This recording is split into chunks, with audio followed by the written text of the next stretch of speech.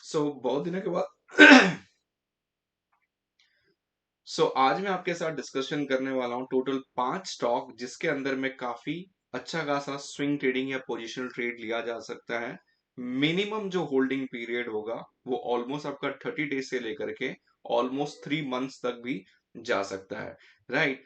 आप risk and reward अपने हिसाब से यूज कीजिए। जीडीटी लगा करके 5 to 7% डाउन साइड, अगर 7 to 8% डाउन साइड गया तो एग्जिट, और अपसाइड कम से कम 15 से 17%, 18% पकड़ के आप चल सकते हो। इन पांचों ही स्टॉक्स को हम कंसिडर करेंगे, पर उससे पहले हमको ब्रॉडर पिक्चर देखना पड़ेगा मार्केट की। मार्केट फिलहाल कैसा परफॉर्म कर रहा है।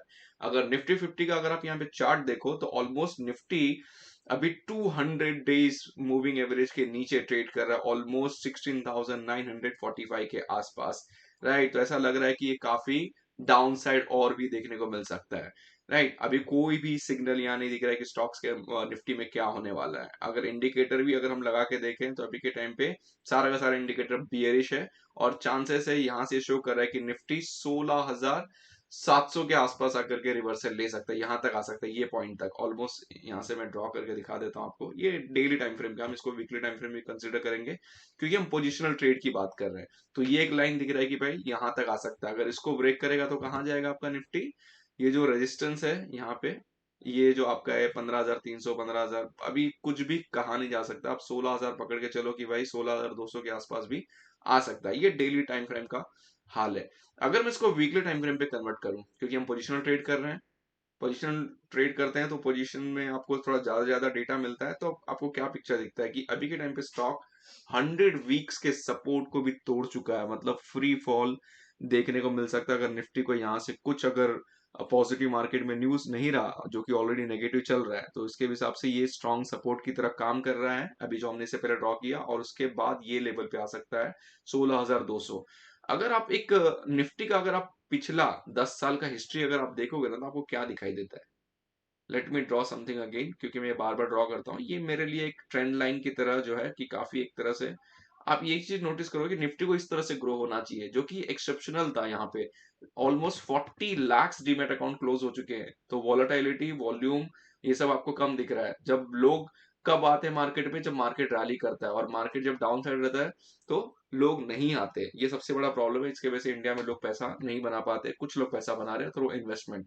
अभी के टाइम पे ये चांसेस है कि भाई इसका जो होना चाहिए ऑलमोस्ट 15-16 हजार के आसपास होना चाहिए, लेकिन अभी ये चल रहा है 16,800 के आसपास। और एक चीज नोटिस करना कि अभी जो निफ्टी का पी है ना 20.9 के आसपास चल रहा है, जो कि काफी फेयरली प्राइस के आसपास चल रहा है। अगर इससे नीचे 2 पॉइंट भी नीचे आ जाता है निफ्टी, अगर यहाँ पे आ जाए 16,200 के आसपास, या ये जो लेवल है 15,300, 15,400 के आसपास, तो निफ्टी काफी अट्रैक्टिव वैल्यूएशन पे ट्रेड करने लगे, और आसानी से आपको निफ्टी से 12 से 14% रिटर्न आराम से मिल जाएगा। तो हमने निफ्टी के बारे में बात किया, निफ्टी की वैल्यूएशन के बारे में बात किया।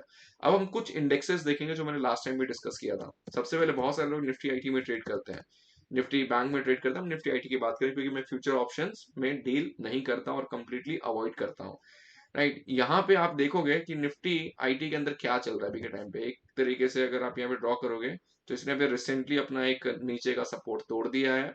और हम इससे पहले भी, याद है आपको, याद होगा अगर आप वीडियो देखते रहेंगे, तो हमने एक ड्रॉ किया था कि भाई इसके अंदर ये कुछ इस तरह के पैटर्न, सॉरी, कुछ इस तरह का पैटर्न जो दिख रहा है, ये ट्रिपल टॉप ट्रिपल बॉटम जो इस तरह से ट्रेड कर रहा है अब, लेकिन इसने अपने रेजिस्टेंस को, सपोर्ट को तोड़ दिया है, और निफ्टी आईटी फ्री फॉल में है वीकली टाइम फ्रेम पे। मतलब आईटी कंपनीज में आपको प्रेशर देखने को मिलेगा, और सारी निफ्टी आईटी कंपनीज थी काफी नीचे गिर रही थी। तो ये जो 25,000 का तो स्ट्रॉन्ग सपोर्ट है जिसको नहीं तोड़ पाएगा, इतना तो फॉर श्योर है, क्योंकि लॉन्ग टर्म ट्रेंड का भी वही हाल है। ठीक है।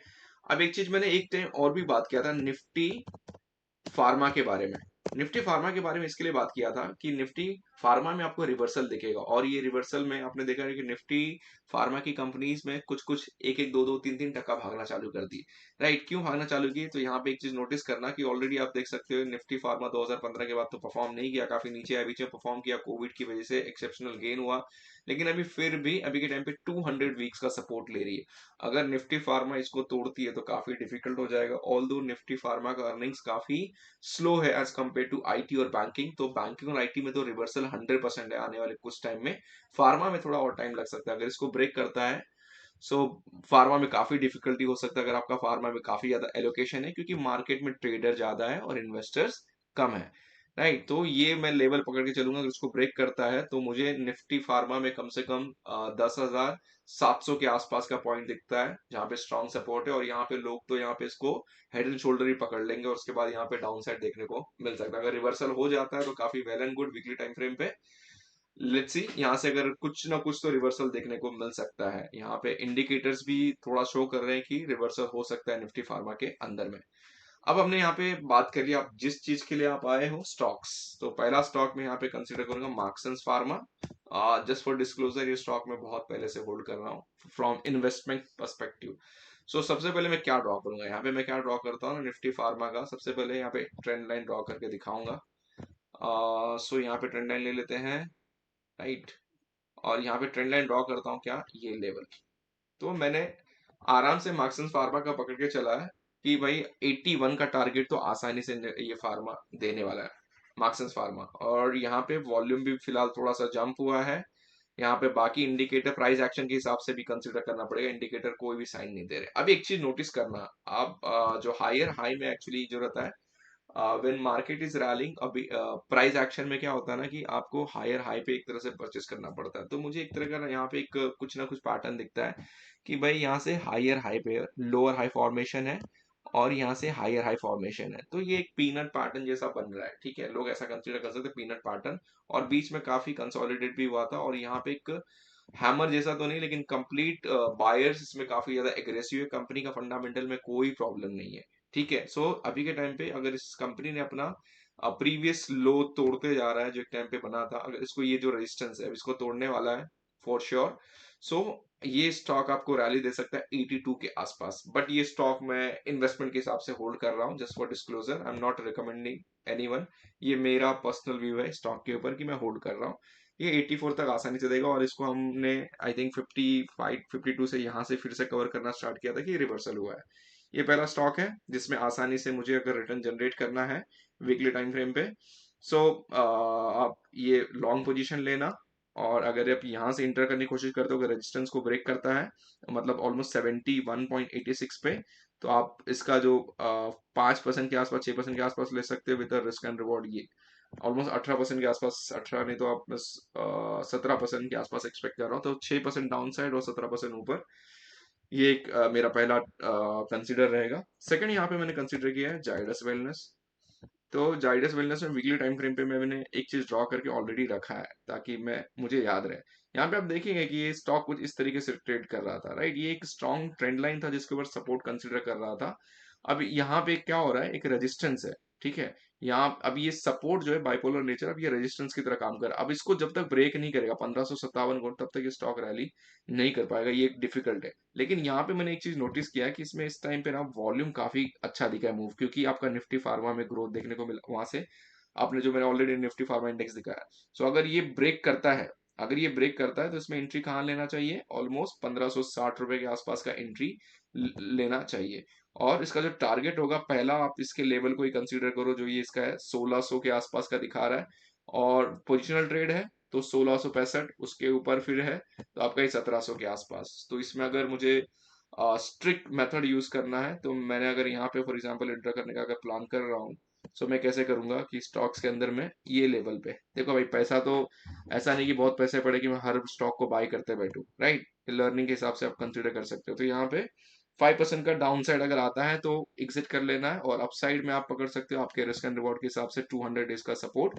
अभी ये वीकली पे था, अगर इसको मैं डेली पे कन्वर्ट करूँ ना, सो यू कैन सी एक अच्छा खासा वॉल्यूम के साथ में हुआ है। यहाँ पे कप एंड हैंडल पैटर्न लोग इसको मानेंगे, लोग मानना चाहे तो कुछ भी मान सकते, कप एंड हैंडल मानेंगे। यहाँ पे अगर ब्रेक होता है, सो यहाँ से रैली करेगा, और सारे का सारा 50 डेज और 220 डेज के ऊपर ट्रेड कर रहा है, तो यहाँ से स्ट्रॉन्ग सपोर्ट मिल रहा है। इसको ब्रेक करता है तो स्टॉक कैन रैली, ये चीज भी नोटिस किया मैंने।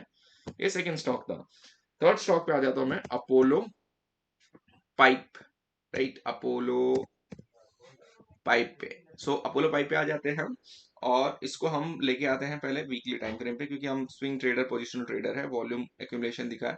यहाँ पे मुझे एक पैटर्न दिख रहा है, और इस पैटर्न की वजह से स्टॉक के अंदर मैं ट्रेड ले रहा हूँ, मतलब ले रहा हूँ, ऑलरेडी मैंने ले लिया है जस्ट फॉर डिस्क्लोजर।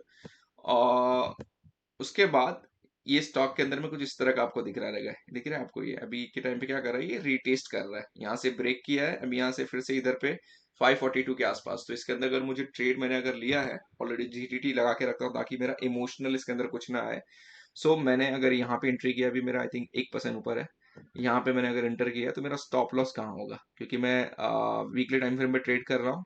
तो मैंने स्टॉप लॉस यहाँ लगा के रखा है 7% के आसपास का, और टारगेट जो मैंने कंसीडर किया है ना, ये जो इसके हाईज है ना, ये वाले कंसीडर 612 ये सब के आसपास, राइट। तो मैंने मेरा पहला टारगेट इधर का है, ऑलमोस्ट 640 या 650 का टारगेट कुछ लगा के रखा है।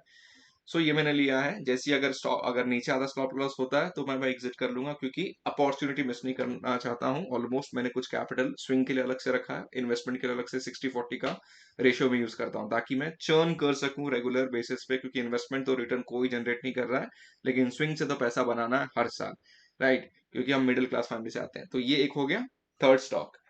नेक्स्ट स्टॉक जो मैंने बाई किया और आई थिंक प्रॉफिट भी बुक कर लिया थोड़ा अर्ली, जो मुझे नहीं करना चाहिए था, पर इट्स ओके, मार्केट है। सो यहाँ पे अपॉर्चुनिटी मैंने आपको एक्सप्लेन भी किया था आई थिंक लास्ट वीडियो में, ये स्टॉक क्यों बाई करना है।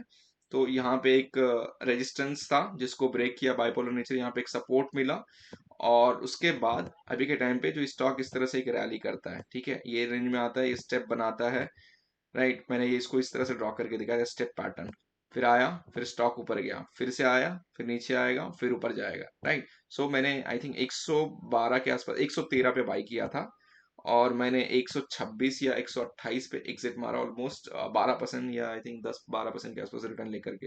लेकिन ये स्टॉक में अभी भी रैली कर सकता है, क्योंकि ये जो है अभी के टाइम पे आप देखोगे ना, ये हाइट अभी के टाइम पे ये हाइट को टच कर रहा है, जो कि एक टाइम पे ये था ये वाला, राइट, ये वाला था जो था, सेम यही चीज इधर बना है, राइट। वॉल्यूम काफी स्ट्रांग है भरत वायर में, और स्ट्रांग बिजनेस फंडामेंटल आप जाकर के देख लेना, वीडियो ऑलरेडी डिटेल अवेलेबल है, फिन करो यूट्यूब चैनल पे, दूसरा जो हमारा मेन पेरेंट चैनल है।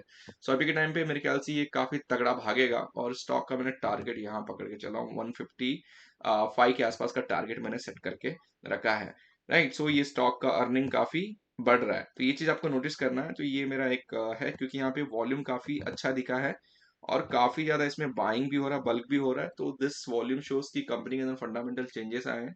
इसका बिजनेस देख लेना, मैंने स्टडी किया है। सो ये ऊपर जा सकता है ऑलमोस्ट 155-160 के आसपास, ये हमारा एक ट्रेड है। अगर ये स्टॉक इससे ज्यादा अगर जाता है, तो लॉन्ग टर्म ब्रेकआउट कहाँ पे कंसीडर करेंगे लोग, इधर पे उठा करके, अगर ये लेवल जो है अगर उसको तोड़ता है, तो मैं क्या करूंगा कि अगर ये लेवल जो ऊपर का तोड़ता है, जो लाइफ टाइम हाई पे अगर पहुंच जाता है, अगर लाइफ टाइम हाई पे, तो स्टॉक कैन मूव टू 260 तक जा सकता है। अगर ये लेवल तोड़ दे यहाँ से लेकर के, तो 260 के आसपास जा सकता है, मतलब 250 का टारगेट हो रहा है। पोजिशनल ट्रेड ये कम से कम 1.5 साल तक भी हो सकता है। नेक्स्ट स्टॉक जो हमारा है, लास्ट स्टॉक, मैं वो एक एज एग्जांपल की तरह कंसिडर करूंगा, उसके बदले में एक स्टॉक आपको बताऊंगा, Apollo tyre on weekly time frame.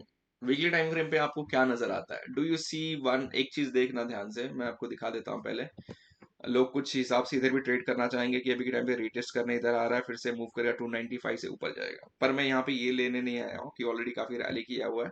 मैं यहाँ पे ये ऑटो इंसुलरीज में ग्रोथ है, और मैं लास्ट एक हफ्ते से स्टडी कर रहा हूँ ऑटो इंसुलरीज, उससे पहले एक हफ्ता मैंने सीमेंट इंडस्ट्री स्टडी किया था।